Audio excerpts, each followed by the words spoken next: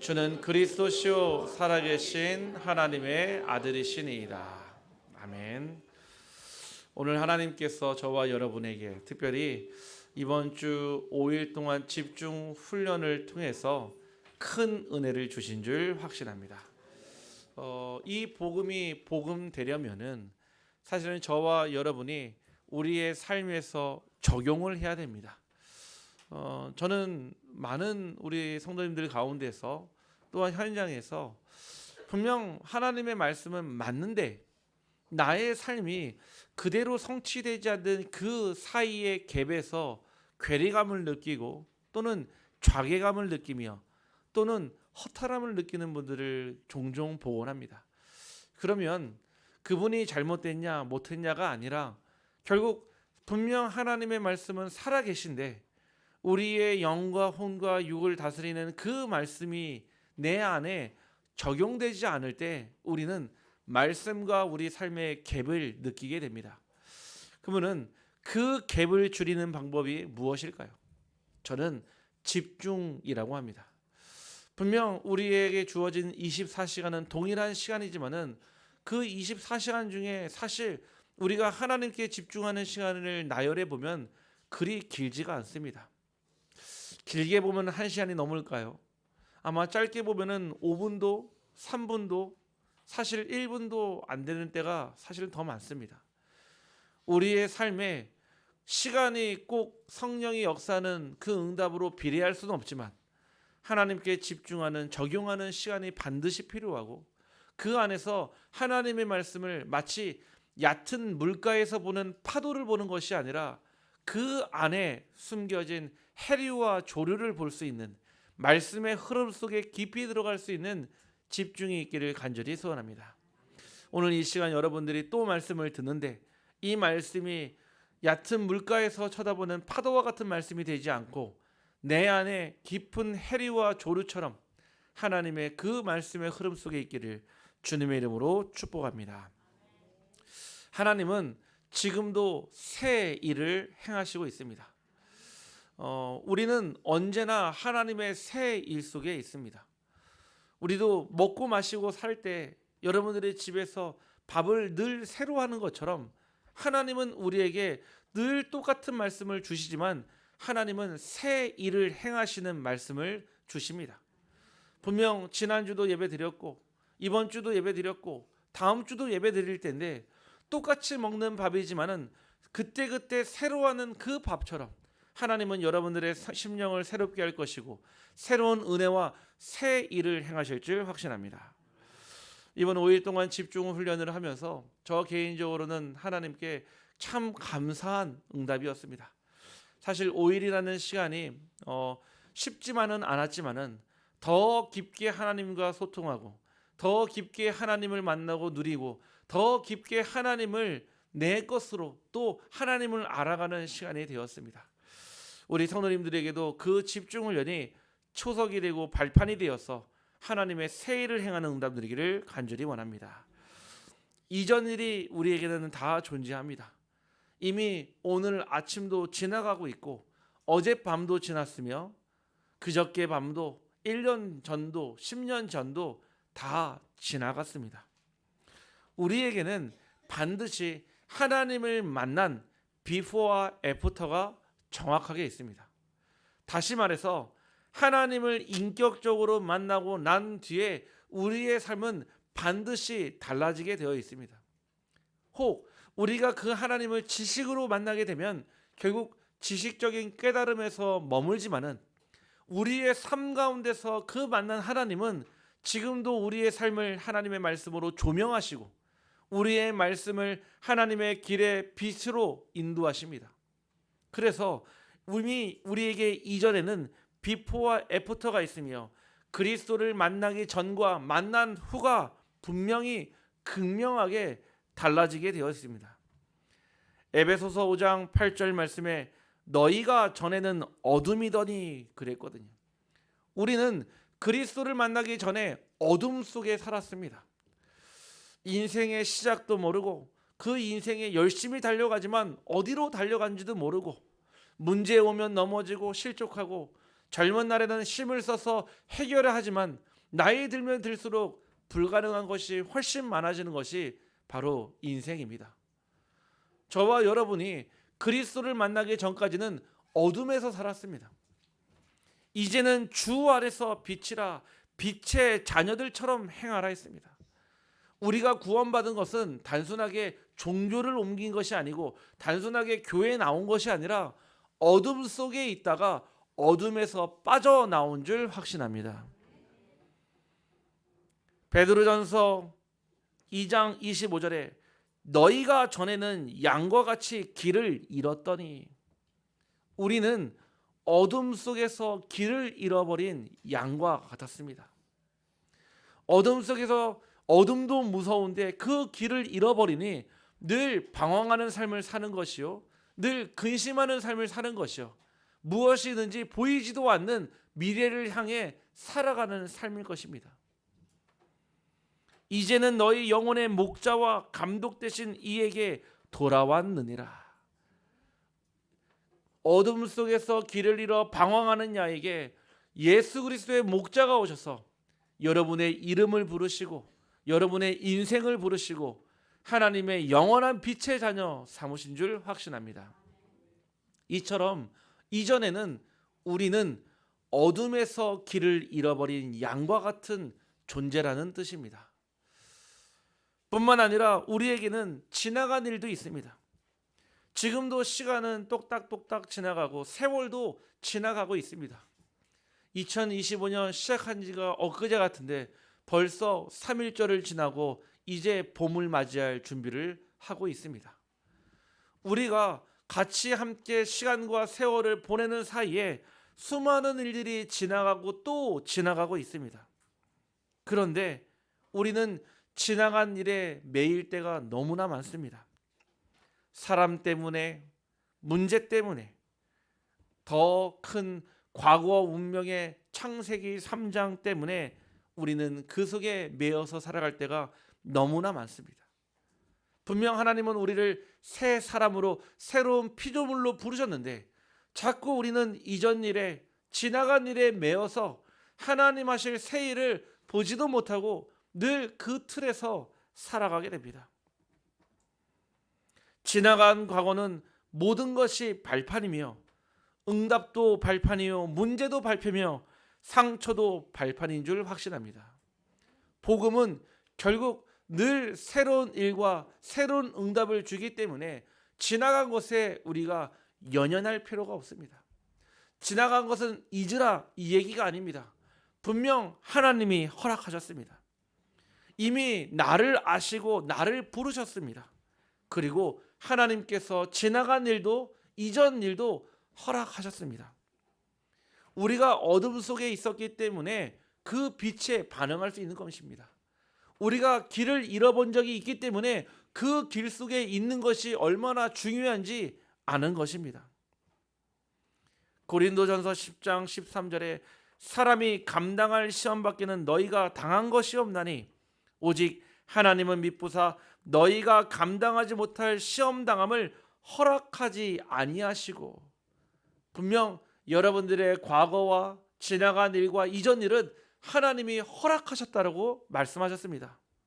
뿐만 아니라 그때마다 시험 당할 즈음에 또한 피할 길을 내사 너희로 능히 감당하게 하시느니라.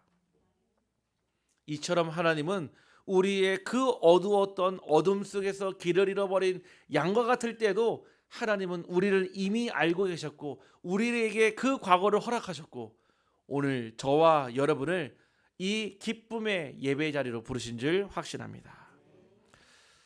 그러면은 우리는 알아야 됩니다. 새 일을 알기 위해서는 이미 이전에 있었던 옛 일을 먼저 알아야 됩니다. 우리가 자꾸 되풀이되는 문제를 보면은 순간순간마다 다른 문제 같지만 결국 같은 문제거든요. 왜냐면은 그 문제가 온 이유와 그 문제의 그 발병 과정을 모르니까요. 똑같은 문제가 계속 오는데도 막지를 못하는 겁니다. 문제를 해결하려고 노력을 하지만 그 문제에서 빠져나오지를 못합니다. 분명 하나님께서는 인간을 창조하신 이후에 하나님의 약속, 언약을 주셨습니다. 그런데 처음 주신 그 언약은 지금 우리가 받은 그 언약이 아니라 행위의 언약을 주셨습니다. 창세기 2장 17절에 선악을 알게 하는 나무의 열매는 먹지 말라. 내가 먹는 날에는 반드시 죽으리라 하셨습니다. 즉 그 선악과를 먹는 날에는, 즉 먹는다라고 하는 그 행위에다가 하나님의 약속을 담아 두셨어요. 그래서 행위 언약이라고 얘기합니다. 분명 하나님의 약속은요, 인간과 하나님 사이에 생명을 담보로 한 약속이었습니다. 우리가 사람과 사람의 약속을 언약이라 부르지 않습니다. 하나님과 인간의 약속을 계약이라 부르지 않습니다. 왜냐?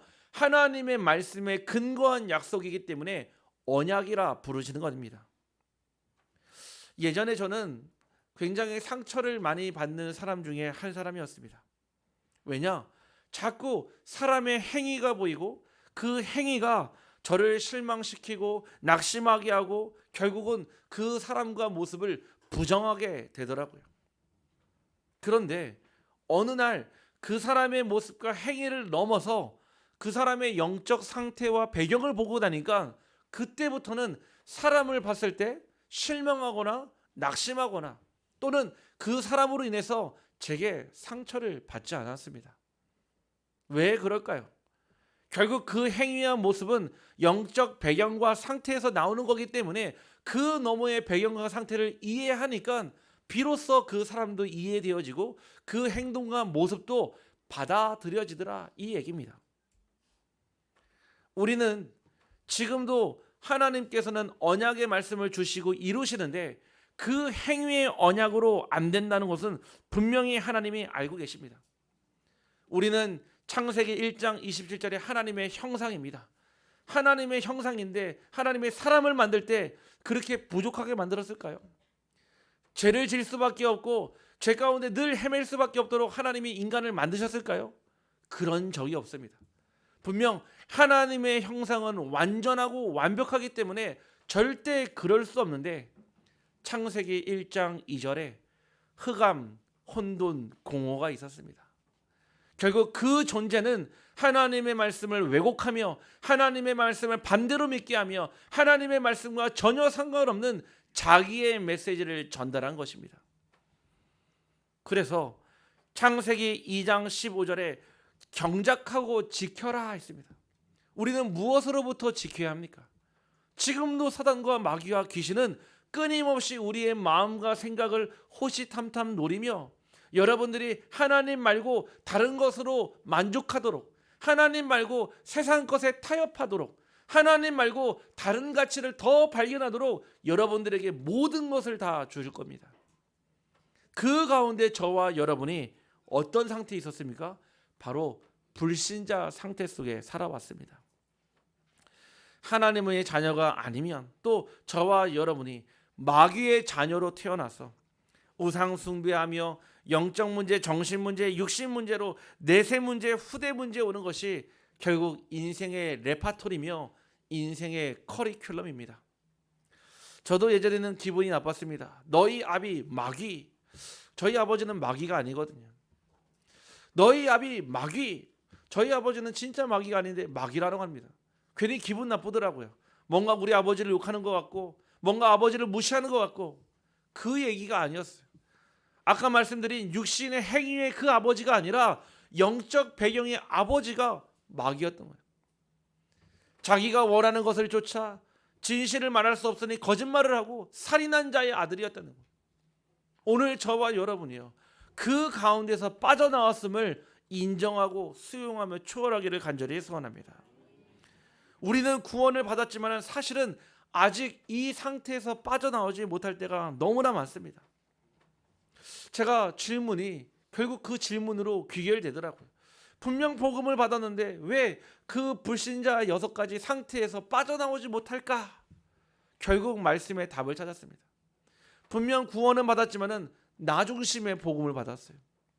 우리는 분명 구원을 받았지만은 내가 행복하고 내가 잘 살아야 되고 내가 잘 돼야지, 그게 복음이라는 나 중심적인 조건부적인 복음을 받았단 말이에요. 그러니까요, 은혜되면요 할렐루야 이름을 부르지만은 내게 문제 오면요 우리는 입을 다물고요 하나님께 불평하거나 불만하거나 또는 신앙생활에 여러 가지 어려움을 겪게 되는 것입니다. 분명 복음을 받았는데 나 중심의 복음, 나를 위한 복음, 나만을 위한 복음을 받으니 결국 그 복음은요 그 안에서요 생명의 싹을 돋을지 못하는 것입니다. 아무리 깨끗한 물도요 고아놓으면요 가둬놓으면은 그 물은 썩게 되어 있습니다. 그 물에 이끼가 생기고 그 물은 결국은 다른 생명체로 하여금 마실 수 없는 물이 됩니다. 혹여 이 살아계신 하나님의 말씀과 이 복음이 나라고 하는 틀에 갇혀 있지 않는지, 그 복음이 나라고 하는 삶에 매여 있지 않는지 오늘 점검하기를 간절히 소원합니다. 결국 나 중심 또는 내가 축복받아야 되는 기복의 물질의 중심, 가짜 성공, 세상 사람들 다 성공하니 그 성공의 틈바구니에 한번 끼어보고자 하는 나 중심의 물질의 가짜 성공을 위한 그 복음이 결국은 신앙생활이 아닌 종교생활로 전락하게 만듭니다. 종교와 복음의 차이는 결국 종교는 나로부터 시작하는 것입니다. 내가 힘들고 내가 아프고 내가 괴롭고 내가 어려우니까 하나님이 필요해. 부처가 필요해.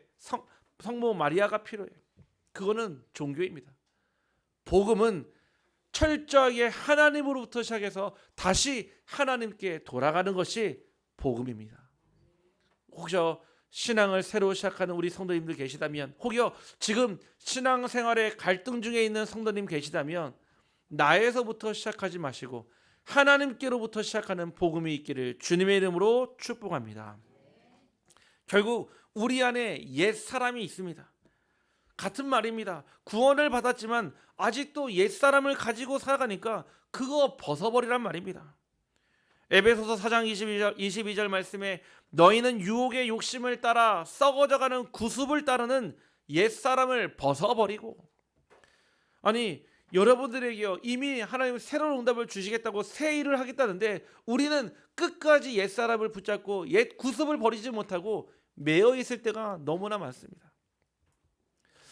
예전에 제가 이런 경험이 있었습니다. 저희 셋째 아이를 낳고 저희 사모가 산후조리원에 들어갔을 때 마치 제 마음에 하나님의 음성으로 들렸습니다. 승현아, 이때가 아니면 안 되느니라 그러더라고요. 무슨 소리입니까 하나님? 지금이 당장 기회니라. 하나님 무슨 기회입니까? 차를 바꿀 기회니라. 네, 하나님의 음성을 들려주시더라고요. 근데 분명 그렇게 큰 일들은 가족과 상의하고 알아보고 해야 되지만 저는 그때 하나님의 음성을 들었습니다.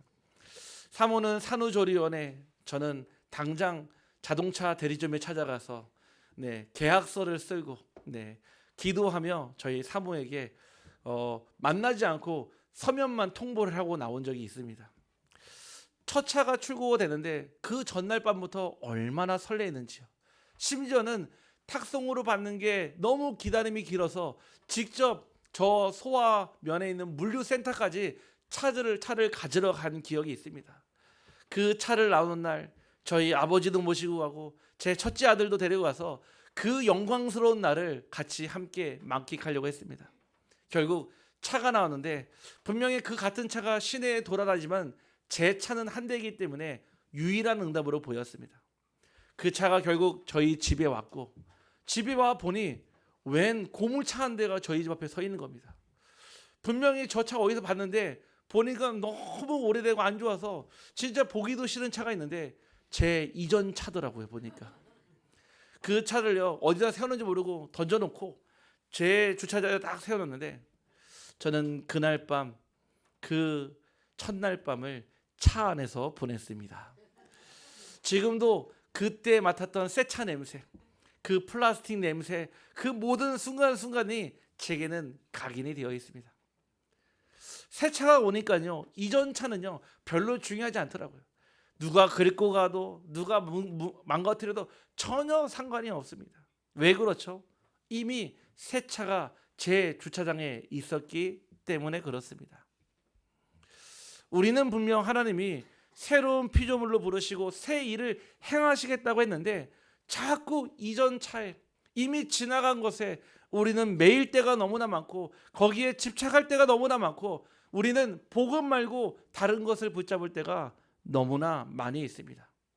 분명 성경에도 새 포도주는 새 부대에 담으라 있습니다.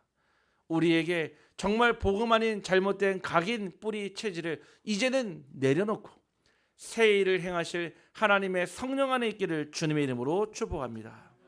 그러면은 하나님은 어떤 새 일을 행하실까요? 하나님은 그 새 일을 어떻게 행하실까요? 그 첫 번째가 바로 은혜의 언약입니다. 분명 인간에게 처음 주실 때는 행위의 언약으로 주셨지만은 그 언약은 결국 사단과 마귀와 귀신과 흑암과 혼돈과 공허 가운데 결국 깨어지게 되었습니다. 그런데 하나님의 말씀은 곧 법입니다. 하나님의 말씀은 곧 하나님의 능력이기 때문에 하나님조차도 그 말씀을요 반복하거나 바꿀 수가 없습니다. 그래서 하나님께서는 우리에게 불가능한 창세기 1장 4절 5절 말씀들을 완전히 깨트리시는 3장 15절의 언약을 주셨습니다. 대한민국 헌법 11조에 모든 국민은 법 앞에 평등하다 그랬습니다. 지희고와 가지고 안 가지고의 문제, 많이 배우고 못 배우고의 문제가 아니라 모든 국민은 법 앞에 평등하다고 나와 있습니다. 하나님의 말씀 앞에도 모든 사람과 모든 것이 평등하기 때문에 결국 인간은 그 말씀 그대로 죽음이라고 하는 것이 우리에게 찾아왔습니다. 분명 그 하나님의 언약을 깨기 전까지는 죽음이 없었지만 하나님의 언약이 깨진 이후로 반드시 죽으리라 했던 그 말씀의 법이 우리의 삶 속에 들어와 인간은 태어나면 무조건 죽어야 한다는 하나님의 말씀이 지금도 성취되고 있는 것입니다. 생로병사가 하나님 손에 있습니다. 하지만 우리가 그 가운데 그 너머에 하나님 하실 새 일이 있기 때문에 창세기 3장 15절은 결국 인간에게 마지막 하나님께서 구원의 기회와 시간표를 허락하신 겁니다. 그런데 행위의 언약을 담지 않으셨어요. 여러분에게 다시 선악과를 주면 또 반복되고 재범되기 때문에 은혜의 언약을 주셨습니다. 로마서 10장 9절에 내가 만일 내 입으로 예수를 주로 시인하며 또 하나님께서 그를 죽인 자 가운데서 살리신 것을 내 마음에 믿으면 구원을 받으리라. 이 은혜의 언약은 믿기만 하면 됩니다. 우리 한번 옆 사람을 축복합시다. 믿읍시다. 한 번 더 고백합시다. 제발 믿읍시다. 네, 진짜 믿어야 돼요. 이제는요 선악과 사건은 사라졌습니다. 하지만 그 죄로 인해서 영향을 받고 있는데 은혜의 언약은 창세기 3장 15절에 여자의 후손을 믿기만 하면 예수를 주로 고백만 하면 하나님의 자녀가 되는 것입니다. 어제 한 달 전에 어떤 전화를 받았습니다.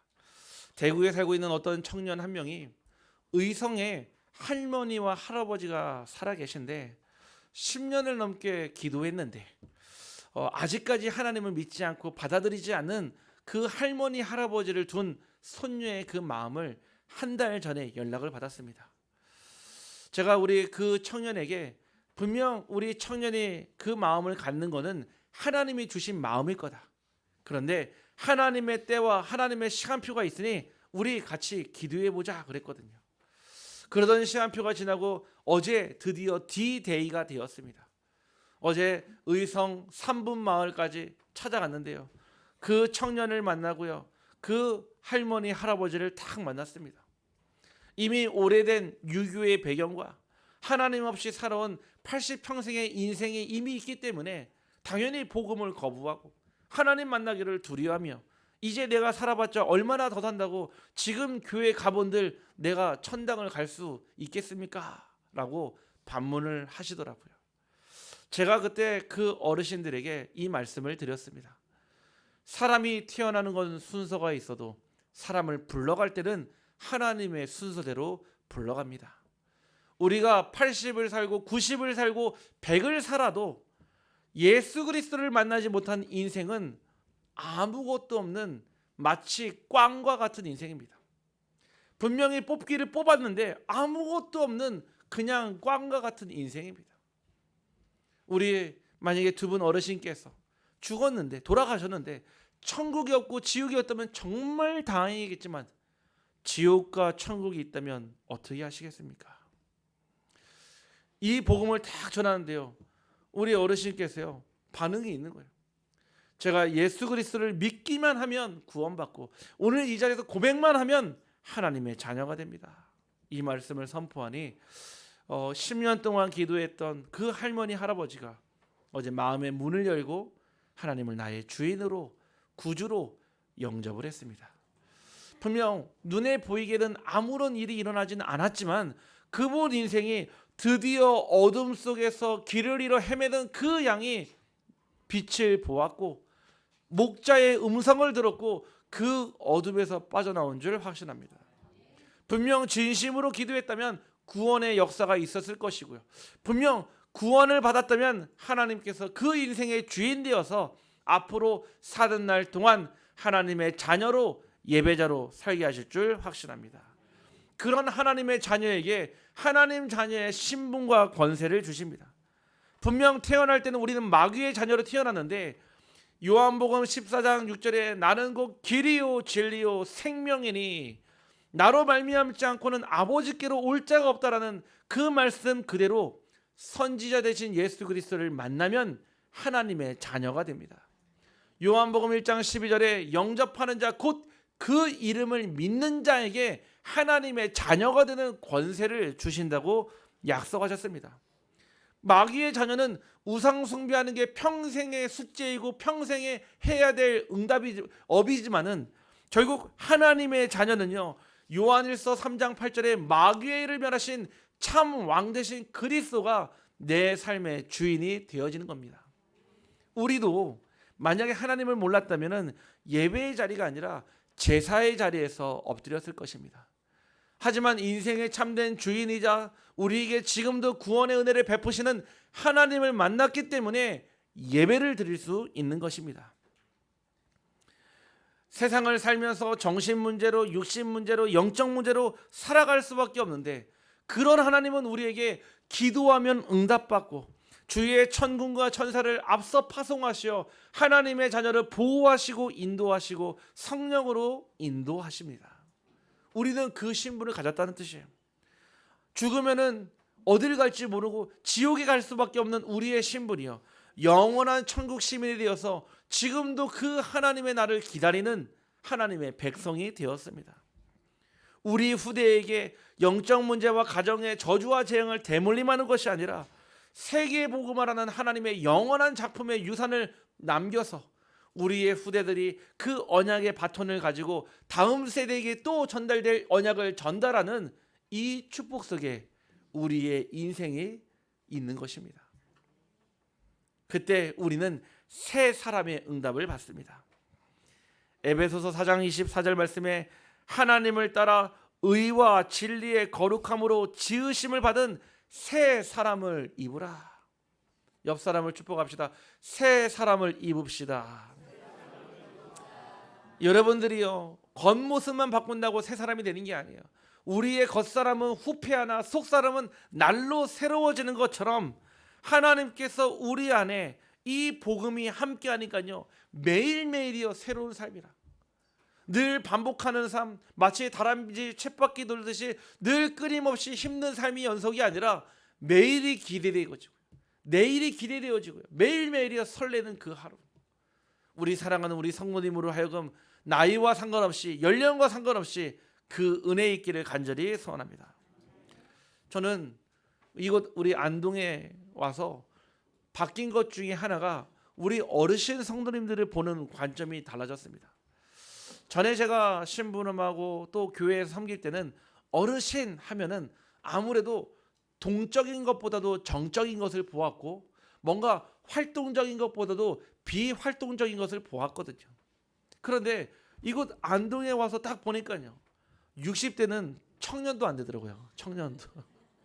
70대면요 다 일하시고요. 80대도 다 일하시고요. 얼마나 정정하신지. 오히려 어떤 데는요 젊은 세대들보다도요 확실히 그 믿음의 연륜과 그 믿음의 견고한 터를 볼 때가 너무나 많습니다. 한 번 정하니까요. 우리 집사님 한 분께서 이런 말씀하시더라고요. 내가 살면 얼마나 더 산다고, 오직 복음해야지, 이 말씀하시더라고요. 얼마나 그게 제게 힘이 되든지요. 저와 여러분이요 진짜 하나님 안에서 그 어떤 것, 나이도 성별도 연령도 가지고 있는 아무것도 상관없이 하나님은 저와 여러분을 하나님의 일에 쓰는 새 일의 일꾼 될 줄 확신합니다. 그러면 지금 남아있는 내 일은 어떻게 합니까? 여러분의 일은 어떻게 해야 되겠습니까? 아직도 옛일에 매여서 옛사람에게 매여서 결국 새로운 미래를 다시 옛것으로 해야 되겠습니까? 아닙니다. 오늘 나의 일이, 내 일이 새 일 되기를 간절히 소원합니다. 그러려면은 하나님의 일이 내게, 내 인생의 우선순위가 바뀌어야 됩니다. 우리는 육신의 모습을 가지고 살아가지만 우리는 영적인 존재이기 때문에 하나님 나라의 일을 할 때 그때가 가장 행복하며, 그때 비로소 인생의 가치를 느끼며, 그때 비로소 인생이 살만하다라고 고백할 수 있는 것입니다. 여러분들 살만한 인생 살고 싶습니까? 하나님의 일에 올인하며 하나님의 일에 우선순위를 두는 하나님의 일꾼 되기를 간절히 소원합니다. 요한복음 6장 28절 29절에 그들이 묻되 우리가 어떻게 하여야 하나님의 일을 하오리이까? 예수께서 대답하여 이르시되 하나님께서 보내신 이를 믿는 것이 하나님의 일이니라 하시니. 즉 하나님은 이 땅에 10명 보낸 적이 없습니다. 저 신천지 이만희는요 자기보다 앞서서 부처를 보내고 자기보다 앞서서 예수를 보냈다고 하는데 그런 적이 없습니다. 하나님은 이 땅에 오직 한 분 예수 그리스도만 보내셨습니다. 즉 여러분들이 하나님의 일을 한다는 것은 예수 그리스도를 보내신 그 하나님을 보는 것이며 그 예수 그리스도를 정확히 알고 믿고 누리는 것이 하나님 나라의 일이 됩니다. 두 번째는 우리는 기다리는 일이 우리의 주업이 되어야 합니다. 기다린다는 말은 집중입니다. 기다린다는 말은 그 안에 모든 응답들이 이미 다 되어 있습니다. 전에도 비유를 드렸지만 우리의 인생은 예수님 만나기 전까지는, 그리스도를 만나기 전까지는 부패하는 인생이었어요. 시간 가면 갈수록 창세기 3장, 6장, 11장, 13, 16, 19장으로 썩어 문드러져가는 인생이 우리 인생이었는데 이제는 우리 인생이요 발효되는 인생으로, 우리 인생이요 더욱 익어가는 인생으로 하나님 부르신 줄 확신합니다. 이제는 썩는 게 아닙니다. 발효되는 것입니다. 발효되면 될수록요 오히려 유익균들을 만들어내고요, 발효되면 될수록요 더 깊은 맛을 내는 그 복음의 증인이 되었다, 이 말이십니다. 그래서 저는 우리 나이 드신 우리 어르신 성도님 보면은 익어가시는구나, 더욱더 발효되는구나. 우리가 알지 않습니까? 우리가 집에서 딱 청국장을 끓이면은 냄새가 오묘한 냄새가 나거든요.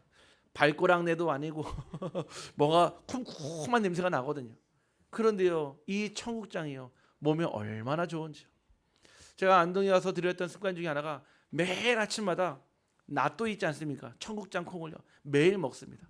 그 먹는데 처음에는요 그 냄새 때문에 못 먹었는데요, 먹으면 먹을수록요 제 장내 유익균과 몸에 도움이 되니까요 이제는요 아침뿐만 아니라 시간 나면요 먹습니다. 제 얘기는 낫또 홍보를 하러 나온 것이 아니라 쿰쿰한 냄새가 나기도 하고 때로는 비위가 상할 수 있어도요 우리 안에는요 이 복음이 생명으로 자라난다는 뜻입니다. 혹 냄새날 수 있어요. 혹 불편할 수도 있습니다. 그러나 그 복음의 본질을 본다면 여러분들을 더욱더 유익하게 하며 복음의 사람으로 만드시는 줄 확신합니다. 우리는 지금도 재림주로 오실 그리스도를 기다리며 심판주로 오실 그리스도를 기다리고 있습니다. 100% 성령 인도 받으려면 99% 기다릴 때 마지막 1% 여러분들의 이명계약과 도전할 때 그때 하나님은 100% 성령으로 역사하십니다. 결국 하나님의 목적이자 방향은 우리로 하여금 찬송 받으시기 위해서입니다. 우리가 하나님의 이름을 부르고 우리가 곡조 있는 기도, 즉 찬양으로 하나님께 찬송을 드릴 때 우리에게 있는 모든 악신이 떠나가며 우리의 모든 불신앙과 불순종과 모든 불화살을 제거할 수 있는 것은 결국 내게 그 찬송과 그 함께 일어나는 구원의 감격과 감사일 것입니다. 저는 지금도 늘 항상 저 작은 피아노 앞에 앉아서 늘 찬양하며 찬송하며 제게 주신 구원의 감격과 기쁨과 또 하나님을 찬양하며 내게 주시는 그 성령의 충만함으로 살아가고 있습니다. 왜 전도합니까? 결국 그들이 하나님의 이름을 부르고 찬송하기 위함 아니겠습니까? 우리가 혹여 찬송이라고 하는 부분에 너무 게을리하거나 또는 지나가는 것으로 생각할 때가 너무나 많습니다. 우리 찬양대가 찬양을 할 때 분명 주의 천군과 천사가 여러분들의 흩어진 가정과 업의 현장에 역사할 것이며 분명 우리 찬양대가 찬양할 때 우리의 마음과 생각의 모든 불가능을 가능으로 바꾸는 역사가 시작될 줄 확신합니다. 여러분들 입술 벌리는 것을 찬양하는 것을 두려워하지 마십시오. 하나님은 여러분들이 음치어도 상관없답니다. 여러분들이 박치어도 상관이 없답니다. 왜냐? 나는 외모를 보지 않고 너의 중심을 본다고 하셨습니다. 우리 모든 성도님들이 입술을 열어 온 몸으로 하나님을 찬양하며 찬송하기를 주님의 이름으로 축복합니다. 그래서 저는 늘 은혜 받습니다. 찬양할 때마다 우리 존모님 찬송하고 찬양하고 저도 찬양할 때마다. 그래서 저는 제 고백이 있습니다. 나를 지으신 이가 하나님, 나를 부르신 이가 하나님, 나를 보내신 이도 하나님, 나의 나 된 것은 다 하나님 은혜라. 우리 성도님을 지으시고 부르시고 보내신 이가 사람이 아니라 하나님이십니다. 그 하나님을 날마다 24 찬송하기를 주님의 이름으로 축복합니다. 결론입니다. 우리는 매일 해야 됩니다. 내일로 미루지 말고 오늘 그 미래 재앙 막을 일을 시작해야 됩니다. 아무리 우리의 시작이 미약할지라도요, 아무리 우리의 시작이 작을지라도요, 하나님은 작은 자를 이루려 강국을 이루시고 하나님께서 하나님의 일을 하시겠다라고 약속하셨습니다. 그 첫 번째 뜰이 바로 세 가지의 뜰입니다. 우리 교회 이 세 가지의 뜰은 하나님께서 안동복음화, 경상북도 복음화를 위한 초석이 될 것이고 끝이 아닙니다. 세 가지 뜰로 시작을 해서 지역 곳곳에 재앙지대, 저주지대, 중독지대 모든 현장을 살려내는 것입니다. 아무리 현장에 애타게 기다려도 전도자가 없고 올 수 있는 시스템이 없다면 결국은 될 수가 없습니다. 어제 기도해 주셔서 9개 나라에 11명의 우리 다민족 친구들이 우리 교회 성전에 와서 함께 나누고 말씀도 나누고 포럼하고 교제하고 식사하며 굉장히 뜻깊은 시간을 가졌습니다. 앞으로 이런 다민족들이요 우리 교회로 몰려올 것이고요, 이런 다민족들이 와서 힘을 얻고 정말 자기네 나라로 돌아갈 때 하나님의 능력을 선포하는 선교사로 갈 수 있도록 우리 교회 그 세 가지 뜰의 눈이 여기를 주님의 이름으로 축복합니다. 이거는 우리 교회만의 숙제가 아닙니다. 모든 교회 하나님을 향한 하나님이 주신 시간표며 하나님의 계획입니다. 두 번째는 237 5천 종족까지 가야 됩니다. 지금도 수많은 한 번도 이 복음을 들어보지 못한, 예수의 예자도 들어보지 못한, 그리스도의 기억도 들어보지 못한 수많은 미전도 종족이 5천 종족이나 있습니다. 언제까지 우리가 교회의 문제 때문에, 개인의 문제 때문에, 개인의 삶의 의식주 문제 때문에 매여서 하나님의 일을 하지 못합니까? 이제는 그 옛사람 벗어버리길 바랍니다. 이제는 그 옛일 띄어보내고 이제 그리스도 안에서 새로운 일을 행하신, 새 일을 행하신 그 하나님의 응답 속에 있기를 간절히 소원합니다. 다음 달에 하나님께서 중요한 시간표를 주셔서 방글라데시아로 일요일부터 금요일까지 신학교 강의를 하러 갑니다. 그 현장에 7, 80명의 신학교 학생들이 있으며 그 무슬림권 나라에서 복음 전하면 목 잘리고 복음 전하면 감옥 가는 그 현장에 오직 복음을 기다리는 목회 후보생이 7, 80명이 있습니다. 저와 여러분이 그 현장을 두고 정말로 아직 복음 듣지 못한 수많은 지금도 많은 우상 숭배하고 있는 그 현장에 우리 교회 세 가지 뜰을 통해 5천 종족까지 복음이 전달되기를 간절히 소원합니다.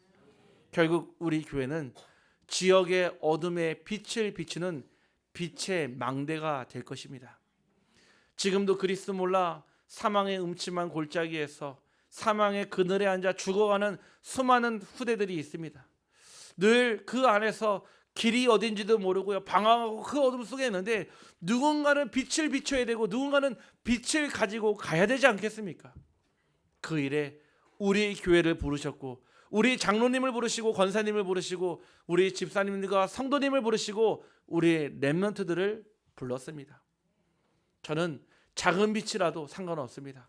그 현장에 빛이 비춰질 때 한 줄기 소망의 빛이라도 있다면 그 현장을 살리는 빛의 망대가 되기를 소원합니다. 우리 교회 이 응답이 새 일로 일어나기를 주님의 이름으로 축복합니다. 하나님 감사합니다. 오늘 새 일을 행하시는 그 하나님께서 우리 빛으로 교회 모든 성도들을 나를 위하여 지었나니 결국 나를 찬송하게 하려 함이니라 하셨던 그 하나님 말씀 그대로 성취되게 하여 주옵소서. 전에는 어둠 속에서 길을 잃어버린 양과 같이 갈 길을 몰라 방황하며 아파하며 고통스러웠던 나날들을 보냈지만 이제 그리스도의 새 일을 보며 내 안에 나의 영혼에 그리스도의 한 줄기 소망의 빛이 비춰지게 하여 주옵소서. 그 빛을 가지고 현장으로 옮겨서 빛의 망대가 되어서 현장에 저 죽어가는 수많은 영혼들에게 생명의 복음, 살리는 복음, 구원의 복음, 재창조의 복음을 전달하는 빛의 망대되는 교회 되게 하여 주옵소서. 우리 모든 성도들에게 모든 성도들의 현장에 반드시 성취될 줄 믿사옵고 우리 구주 예수 그리스도의 이름으로 기도하옵나이다. 아멘.